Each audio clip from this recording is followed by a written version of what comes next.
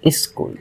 Okay, this is a borrowed word from English, which means school. Okay, but this is how you spell it, and this has only two syllables, but how many consonants? We have sin, kap, and lam. It also begins with a vowel sound, so we need to add the alif at the beginning, and then the sin, and then the kap, and then the lam.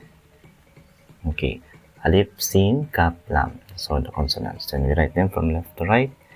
We write them from right to left. So start with alif. Its baris is e, so it should be below. Then sin. Its baris is, it doesn't have a baris, so its baris patai is. Then next we have kap. Its baris is u, so dapan, ku. And lastly we have lam, and it has no baris, so it's baris patay. So how do we spell? Alif pabawa i, mono sin is, kap dapan ko, mono lam kul is kul. Okay, to connect them, remember kap is in the middle, so if it's in the middle of the word, you write it like this. Okay, you connect it like that. So how do we connect them?